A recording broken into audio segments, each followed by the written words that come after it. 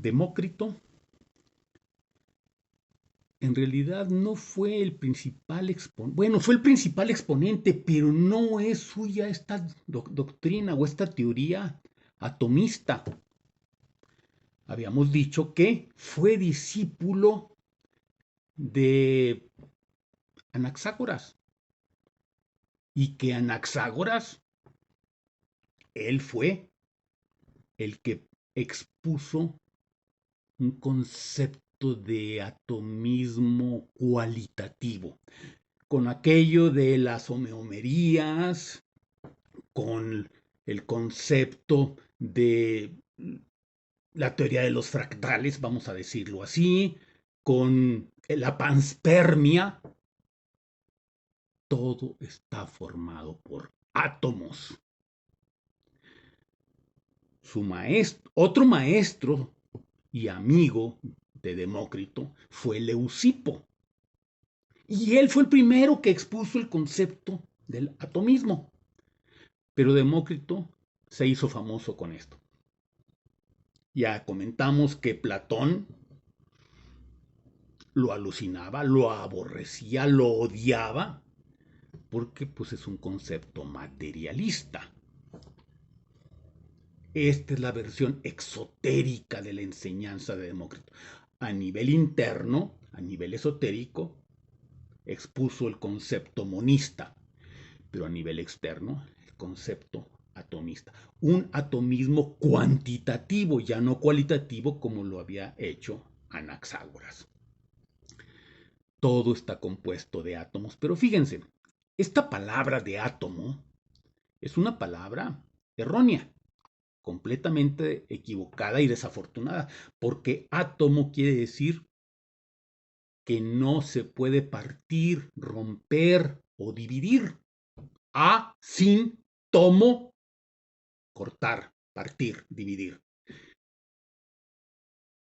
La palabra anatomía quiere decir que cortando el cuerpo, partiéndolo, analizándolo, podemos comprender las funciones del organismo. ¿Por qué? Porque la estructura determina la función y la función determina la estructura. No puede haber anatomía sin fisiología. Una explica la otra. La estructura explica la función y la función explica la estructura. Hay otro término relacionado con esto en medicina, que es la traqueotomía. Cuando algún individuo sufre de bloqueo en la laringe por inflamación o por un cuerpo extraño y no puede respirar, entonces se practica la traqueotomía, corte de la tráquea para que por ahí pueda respirar. Sin embargo, el término correcto no sería traqueotomía, sino traqueostomía, porque viene de estoma, que significa boca. Entonces, es una boca que se practica en la laringe para que por ahí pueda respirar, en lugar de respirar por la nariz y por la boca, como está bloqueada la laringe, tendrá que respirar por aquí. Entonces, el término correcto sería traqueostomía, porque se está practicando una estoma. O sea, un estoma es una boca en la tráquea. Pero tomos quiere decir cortar, partir, dividir. Si átomo significa que no se parte, que no se corta, que no se puede dividir, pues es una palabra completamente incorrecta. Los átomos se parten. No son las partículas más pequeñas. Son las partículas más pequeñas de materia, pero están compuestas de otras partículas que la orden antes, y me gusta más la terminología anterior que usaba Spencer Lewis, decía que eran electrones. Ahora se les llama partículas subatómicas. Esos son, efectivamente, pero están compuestas de electricidad. Entonces son partículas eléctricas, son electrones de cargas diferentes, positivas, negativas, neutras, etcétera. Entonces, a veces podemos interpretar la enseñanza de Demócrito como que se está refiriendo a los átomos, pero en otras ocasiones como que se está refiriendo a las partículas subatómicas. ¿Qué queremos decir con esto de las partículas subatómicas? Bueno, cuando dice, por ejemplo, y lo repito, ya lo había comentado, Demócrito explica la existencia del alma como resultado de un fuego compuesto por átomos. Él llamó fuego al elemento que compone el alma, pues los átomos que constituyen la energía anímica están vibrando a una elevada frecuencia vibratoria. Tan alta es esa frecuencia que la energía del alma produce gran calor. Habíamos comentado que la orden dice, eso es cierto, no son átomos, son partículas electrónicas. Son partículas de espíritu vibrando a una frecuencia sumamente elevada, generan calor. Otra vez esto nos enlaza con Heráclito, que hablaba del fuego y que el alma es fuego, etc. El caso es que si el cuerpo psíquico está compuesto de estas partículas electrónicas de elevada frecuencia, entonces no son átomos, pero sí son partículas subatómicas. Entonces, siendo más flexibles con el concepto que había expuesto Demócrito, estamos de acuerdo.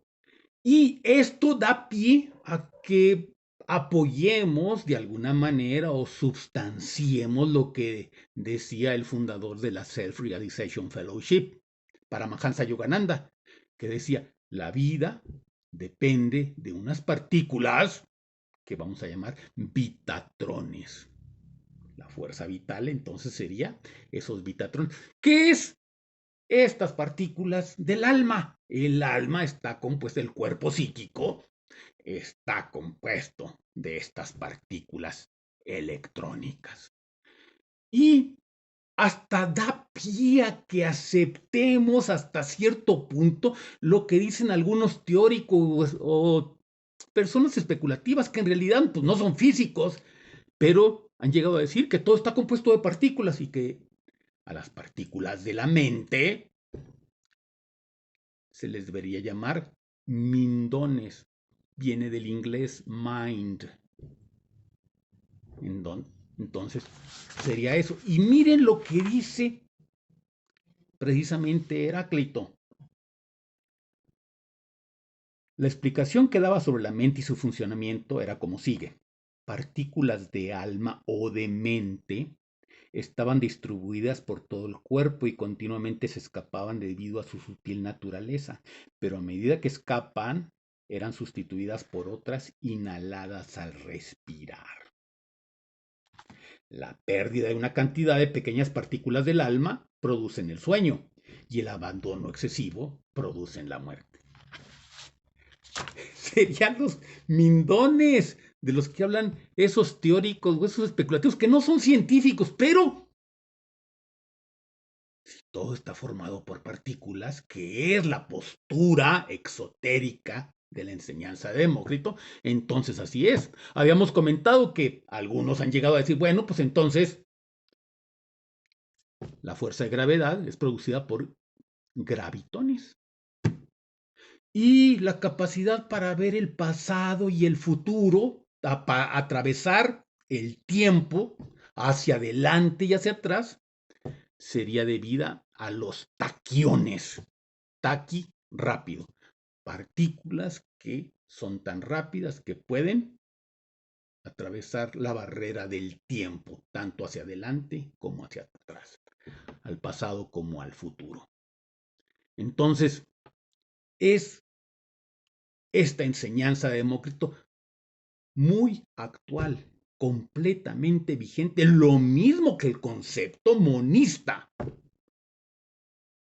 Y el concepto monoteísta debería ser derrocado y erradicado, pero bueno, ustedes saben, el judaísmo, el cristianismo, el islam, ciertas formas de hinduismo hablan de un Dios creador y personal.